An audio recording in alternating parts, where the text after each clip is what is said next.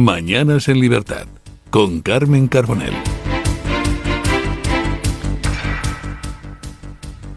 8 de la mañana, 7 en las Islas Canarias. Vamos con la información que nos trae Eric Gutiérrez y empezamos precisamente por ahí, por Canarias. El Partido Popular y el PSOE discrepan sobre el tema de la inmigración irregular descontrolada en España y Europa.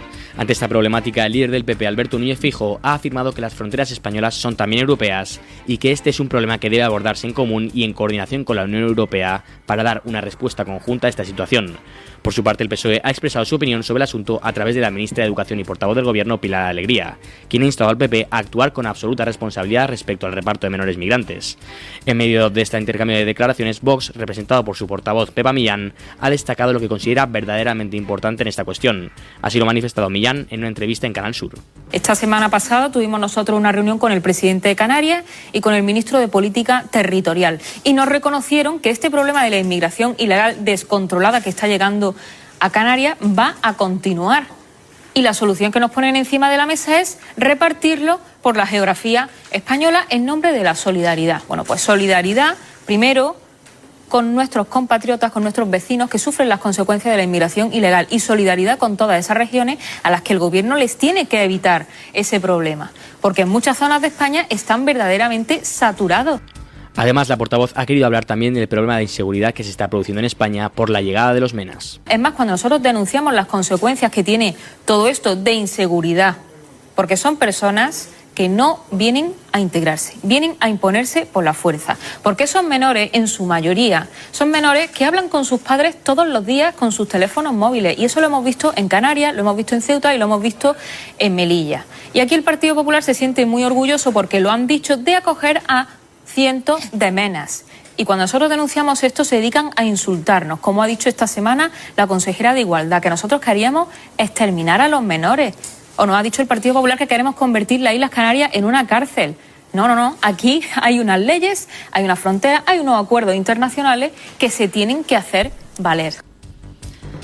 Bueno, pues estas son las declaraciones de Pepa Millán, hablando claro desde Vox, contando pues precisamente que lo que deben hacer para controlar la inmigración ilegal en España, por ejemplo, es frenar los flujos migratorios ilegales. De hecho, este sábado, concretamente el 6 de julio, en Las Palmas de Gran Canaria, hay una manifestación por la situación desbordante que provoca la inmigración irregular.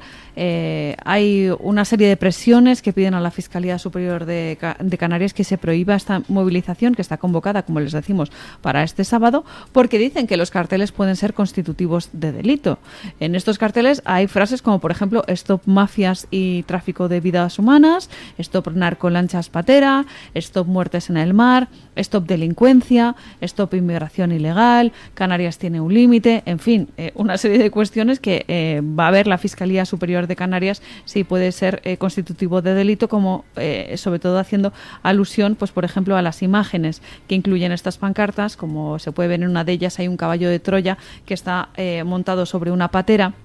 Y en otras se hace alusión a los guerreros guanches, a las familias, barrios y pueblos y ciudades que tienen que salir a la calle, ¿no? Porque dicen que Guayota ha despertado, ¿no? Haciendo una alusión precisamente pues a la historia de las Islas Canarias. Habrá que ver si se termina de prohibir esta manifestación, esta convocatoria, como les digo, para el sábado 6 de julio en Las Palmas de Gran Canaria. Porque lo que pasa con Canarias es que ya no pueden más. No se están frenando los flujos de inmigración ilegal hacia España, tampoco se está involucrando Europa. El gobierno lo que hace es tirar de buenismo, hablando de esa solidaridad, de los derechos humanos, en palabras de la ministra Pilar Alegría, y sin embargo ya ven ustedes que el Cabildo de Lanzarote ha decretado la emergencia social en la isla por la llegada de 20.000 inmigrantes a Canarias en lo que va de año, lo que supone un incremento de más del 150% respecto al año pasado. Estamos trabajando con una previsión muy problemática. Se cree que en tan solo los meses de verano van a llegar 11.000 personas más. Ya ven que a lo largo de todo el año, en estos 6 meses, han llegado 25.000, pues 11.000 solamente en estos 3 próximos meses. Estamos ante una situación desbordante y yo creo que lo que es urgente es que precisamente se ponga el foco en esos problemas, ¿no? En denunciar las consecuencias que tiene todo esto, sobre todo de inseguridad para esas personas que viven en las Islas Canarias, esos problemas también graves en cuanto a las muertes en el mar, esas travesías que a veces son muy largas, muy complicadas y que por desgracia terminan, pues eso, costándole la vida a muchos inmigrantes que vienen engañados a nuestro país, y de hecho que las mafias, ¿no?, se lucran de esa desesperación de esos inmigrantes.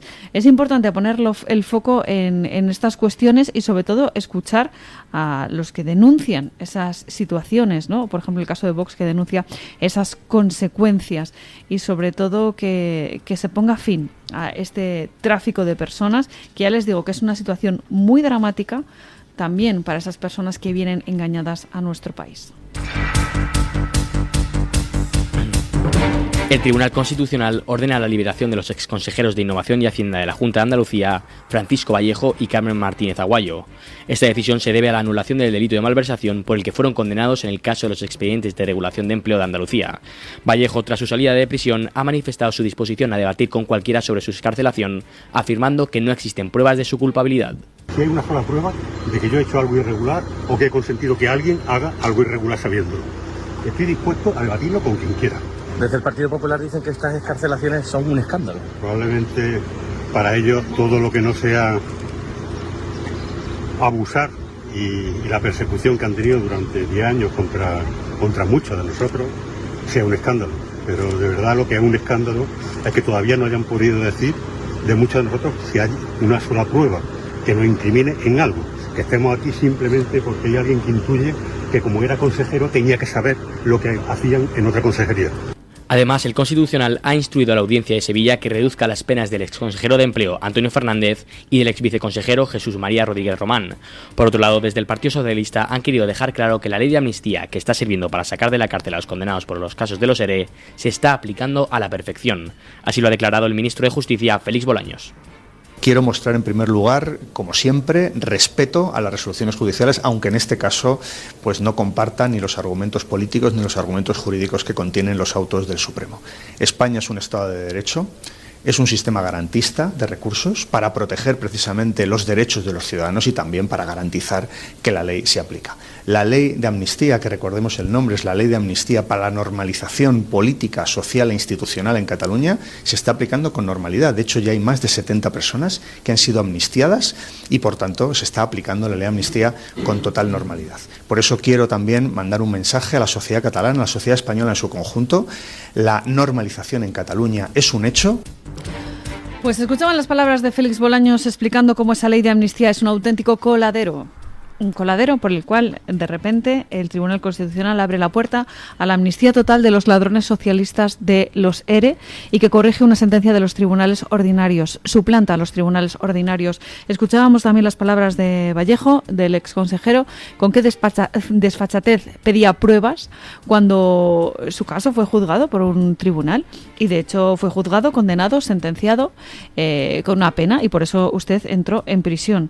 Y, sin embargo, lo que ha tenido usted es la suerte de que los socialistas se acuerden de los suyos a la hora de promulgar la ley, y que gracias a eso pues todas esas personas que recibieron sin derecho ni control esos millones de los ERE de Andalucía, que se calcula que están en torno a 690 millones de euros, pues se vayan de rositas. Todas esas personas que cobraron esas pagas subvencionadas por la Junta de Andalucía, por incluso prejubilarse en empresas que ni siquiera habían trabajado, pues todas esas personas consigan salir a la calle. Y ya ven ustedes como el delito de malversación pues se queda ahí, ¿no? ¿Por qué usaron ese dinero público para pues en fin, beneficiar a los sindicalistas, políticos y allegados cercanos? Pues porque les interesaba, sabía y se sentían impunes como para poder hacerlo, ¿no?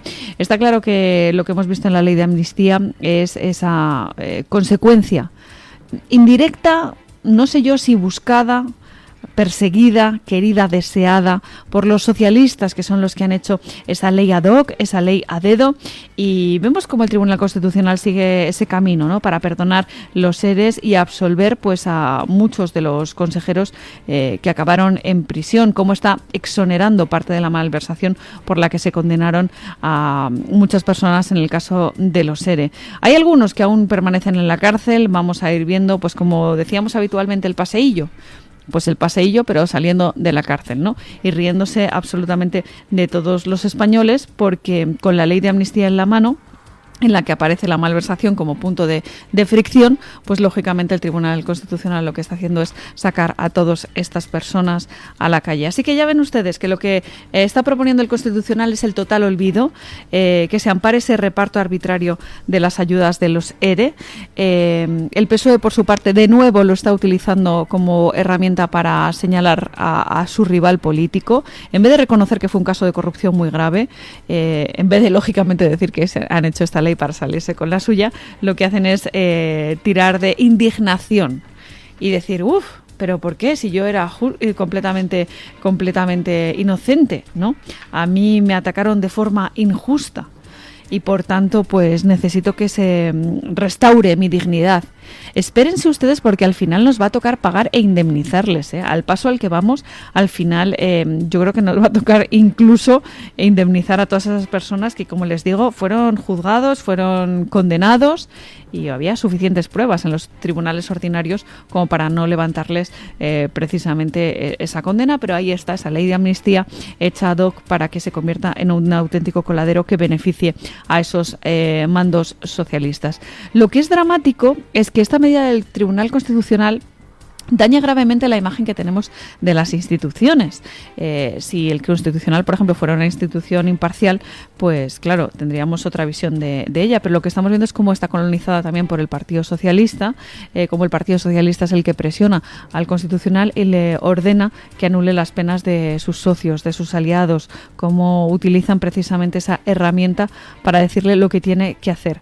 En fin, pues eso es lo que tenemos ahí, una historia realmente dramática. Vemos como los ERE realmente nunca existieron, vemos como el Partido Socialista de nuevo lo que hace es blanquear su pasado y de una vez más vemos cómo se salen con la suya y al final lo que fue no es, y se van una vez más de rositas.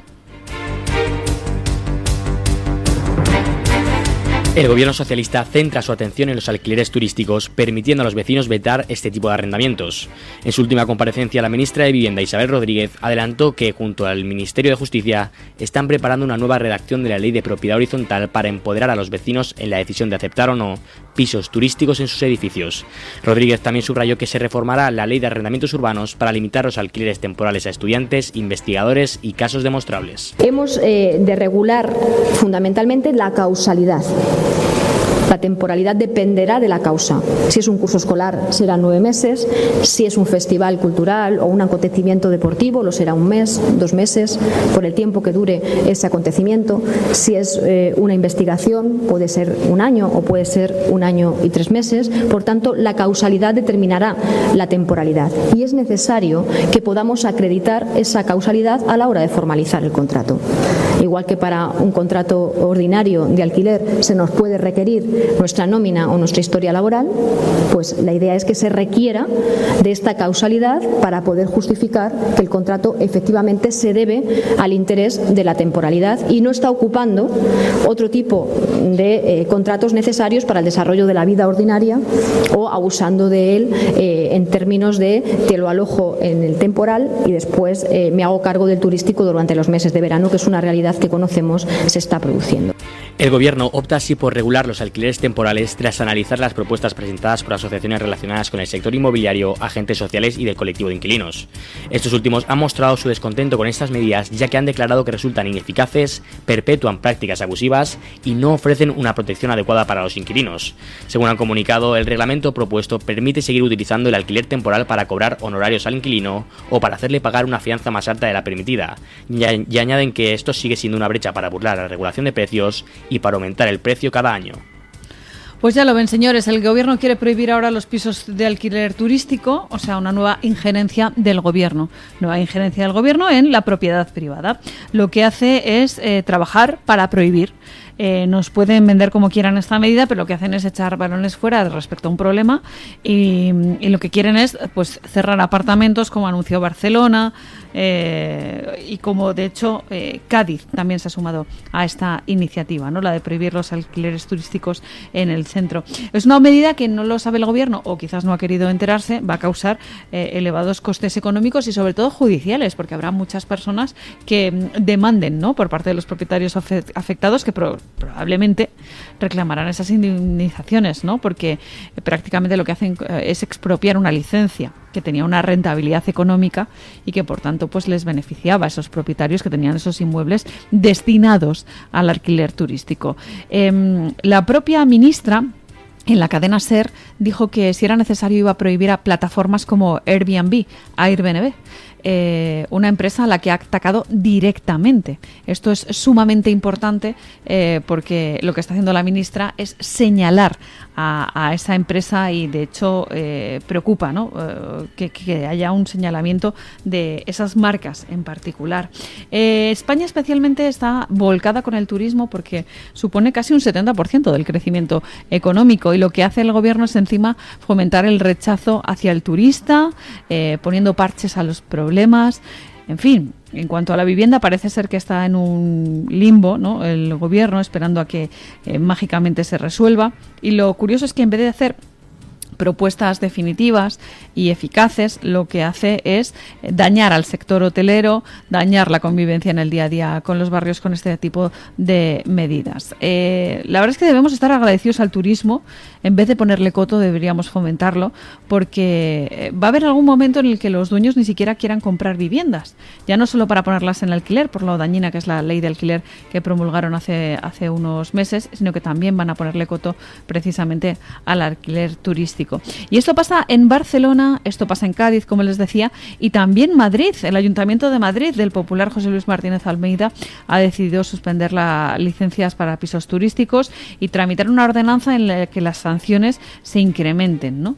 En fin, yo creo que hay muchas medidas para conciliar la actividad de este sector turístico con el descanso de los ciudadanos. A mí me da la sensación de que se necesitan plazas de uso turístico, plazas hoteleras en nuestro país, sobre todo teniendo en cuenta que es, como les digo, un importantísimo motor económico. Este registro de viviendas de temporada lo que hace es, pues una vez más, poner el foco en los propietarios de estos inmuebles, prohibiendo el uso de los pisos turísticos en diferentes edificios, una manera, como les digo, más de intervenir en el sector privado, en la propiedad privada, y también una manera de no ahondar en esa ley de vivienda que estableció hace poco tiempo y que realmente pues no es útil, esa ley de vivienda que promulgó el gobierno socialista. A ver si le ponen foco realmente en eso, en vez de, pues eso, sancionar a todos los propietarios que tienen viviendas en alquiler para turistas. El gobierno argentino despide al 85% de los empleados del ya disuelto Ministerio de Mujeres, Género y Diversidad de la República Argentina. Esta medida se tomó unas semanas después de que el Ejecutivo dirigido por Javier Milei disolviese este ministerio. A esto hay que añadir que han dejado claro que el 15% restante de los empleados serán despedidos próximamente. Por otro lado, España se posiciona en el lado contrario del espectro y crea el Consejo Asesor de Brecha de Género. Este anuncio se produce en mitad de la polémica relacionada con la muerte de varias mujeres el pasado fin de semana. El Consejo, que estará copresidido por la ministra de Inclusión, Elma Saiz, y la titular de Igualdad, Ana Redondo, tendrá como objetivo asesorar al gobierno desde la perspectiva de género, tratando de proponer iniciativas que puedan cerrar las brechas provocadas por los roles tradicionales de género que persisten. El órgano tendrá entre sus integrantes al expresidente José Luis Rodríguez Zapatero, el que fuera delegado del gobierno contra la violencia de género entre 2008 y 2011, Miguel Lorente, la futbolista Iván Andrés, la directora del Museo de Arte Contemporáneo de Barcelona, Elvira Diagnani, y la catedrática Libertad González, entre otros. Pues ya lo ven, señores, qué políticas tan diferentes las que se llevan a cabo en Argentina y en España. En el caso de Argentina, lo escuchaban anteriormente, se ha acabado con el Ministerio de la Mujer, un ministerio que, de hecho, decía el portavoz de la Casa Rosada que lo que hacía es difundir esas políticas ideológicas y que no tenían ningún tipo de sentido, sobre todo teniendo en cuenta que era un ministerio agigantado, había muchísimos empleados públicos y, por tanto, le costaba mucho dinero al contribuyente. Son recortes muy importantes los que están llevando a cabo el gobierno de Javier Milei en Argentina, ese final de las mamandurrias y de los chiringuitos, y sin embargo, ¿nosotros qué hacemos? Crear más chiringuitos. Es el caso del Consejo Asesor de Brecha de Género. Ya ven ustedes, hay 17 vocales. Entre ellos se encuentra el expresidente José Luis Rodríguez Zapatero. Era necesario otro cargo para José Luis Rodríguez Zapatero. Era fundamental que en el Ministerio de Igualdad se le pusiera un despacho. Y esto lo hace el Partido Socialista pues para colocar a todos los suyos, para que en el fondo cada uno de ellos pues pueda contar con ese apoyo económico. Hablábamos de José Luis Rodríguez Zapatero. Hablábamos de Libertad González, en fin, hablábamos de María Jesús Herrera. Hay un montón de personas, ¿no?, que están vinculadas indirecta o directamente con el Partido Socialista, que estaban necesitados de un cargo, y el Consejo Asesor de Brecha de Género, se ha creado ad hoc para que, por ejemplo, personas como la exministra de Trabajo, Magdalena Valerio, tengan algo que decir y, sobre todo, que su sueldo lo paguen las políticas de igualdad. En fin, esto es lo que pasa en España, y ahora sí, ya saben ustedes que hoy se celebran elecciones en Reino Unido. Vamos a poner la mirada hacia allí. Vamos a mirar hacia el norte de España. Los laboristas podrían obtener la mayoría más amplia de cualquier gobierno de posguerra en las elecciones de hoy en el Reino Unido, según las encuestas. Hoy, jueves 4 de julio, los británicos elegirán a 650 nuevos miembros de la Cámara de los Comunes. Las encuestas presentan un panorama de dominio laborista que pocos habrían considerado posible en la votación de 2019. Los laboristas, liderados por Sir Keir Starmer, buscan recuperar a los votantes perdidos en las elecciones de 2019, donde el Brexit fue el gran protagonista. Algunos sondeos pronostican que Starmer podría superar a los conservadores dirigidos por Rishi Sunak por hasta 20 puntos porcentuales, lo que le permitiría convertirse en primer ministro con una mayoría de más de 200 escaños. Esto resultaría en los peores resultados para el Partido Conservador en sus 200 años de historia. A pesar de esas proyecciones, el partido de Starmer teme que los rumores de una victoria aplastante sobre Sunak pueda llevar a que sus votantes se confíen y no acudan a votar en masa. Bueno, lo primero de todo, ¿por qué se celebran las elecciones en Reino Unido el jueves? A mí me parece una historia bastante divertida, y es que en Reino Unido los salarios se cobran, si no me equivoco, semana a semana. Y tradicionalmente, pues como se daban el viernes, lo que hacían es que se hacían las elecciones el jueves para garantizarse que la gente no se gastaba el salario en el bar. Entre pinta y pinta, al final se les olvidaba votar.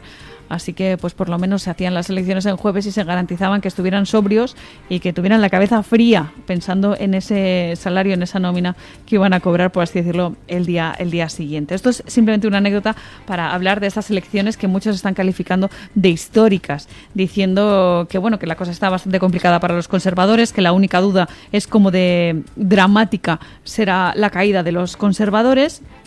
Y sin embargo, pues Rishi Sunak se aferra a su última esperanza, que es pensar que tradicionalmente Gran Bretaña ha sido un país conservador y que por tanto, pues al menos 1 de cada 5 británicos apuesta por votar a los conservadores, pase lo que pase, según lo que dicen los medios tradicionalmente vinculados con los Tories. Hay muchos que, sin embargo, apuestan por ese partido laborista. Hay otras. La gente de su entorno dice que Rishi Sunak está mentalizado porque, bueno, dicen incluso que su verdadero éxito sería que no tenga un dramático batacazo.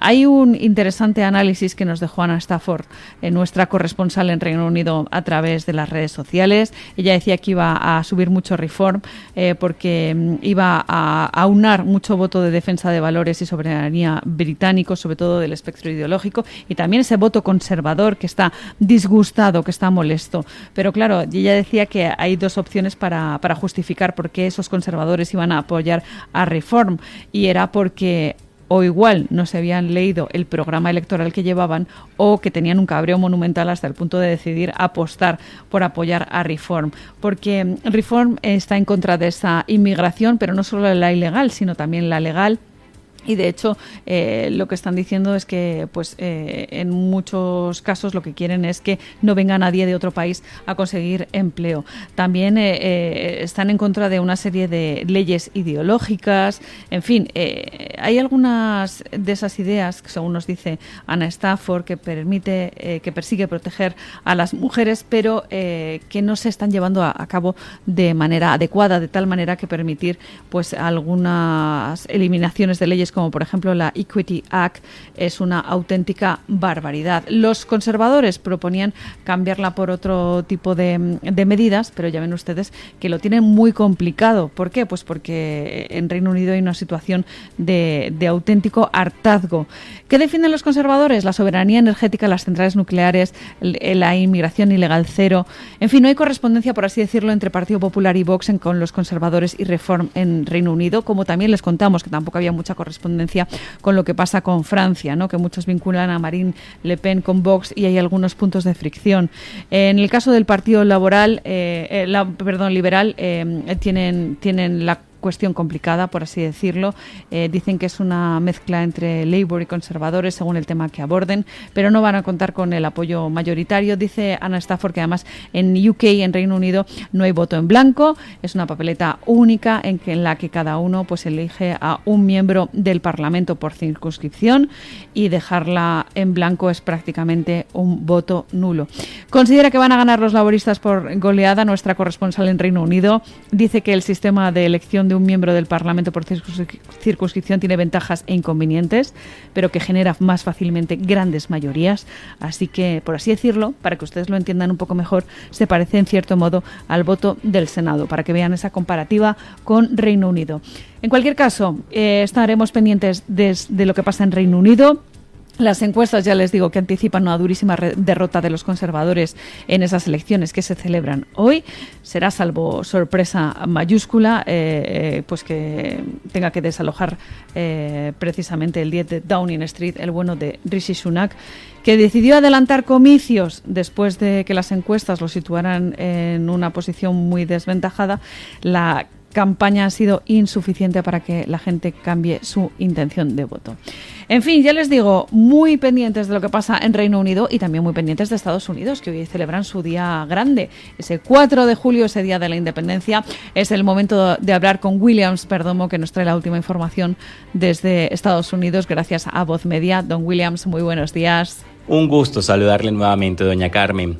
Hoy en nuestro portal encontrarán que las autoridades rescataron a 200 niños desaparecidos en todo Estados Unidos. Se trató de una operación nacional de 6 semanas realizada por el Servicio de Alguaciles junto con agencias federales, estatales y locales en 7 distritos judiciales federales. De los 200 niños encontrados, 173 eran fugitivos en peligro, 25 se consideraban desaparecidos, 1 era un secuestro familiar y otro era un secuestro no familiar. El niño más pequeño tenía 5 meses. En cuanto a política, contamos que el expresidente Barack Obama, una de las personalidades demócratas que más ha defendido la idea de que Joe Biden continúe siendo el candidato demócrata en noviembre, está preocupado. Fuera de las cámaras, el exmandatario ha reconocido a su círculo más cercano que el daño provocado por la imagen del actual líder del Ejecutivo en su cara a cara con Donald Trump puede haber puesto en riesgo sus posibilidades de ser reelegido. Y en Voz Media también informamos de que un nuevo reporte con imágenes satelitales detalla la nueva base espía de China en Cuba. El régimen de Pekín dispone de varias infraestructuras de antenas para captar señales estadounidenses en la isla del Caribe e invierte para mejorar y aumentar capacidades. Esta información detallada, presentada bajo forma de un informe interactivo de varias páginas, amplía la información que la Casa Blanca confirmó en 2023. Entonces, Washington desclasificó una serie de documentos de inteligencia en los que se hablan de bases chinas en Cuba desde al menos 2019. Este es solo un pequeño resumen de toda la información que podrán encontrar en nuestro portal. Para ampliar esta y otras noticias, recuerden visitar nuestra página web y nuestras redes sociales. Muchas gracias, doña Carmen. Muchas gracias, Williams Perdomo. Y ahora vamos con la información del tiempo. Hace bastante calorcito ya, que es algo propio de estas fechas.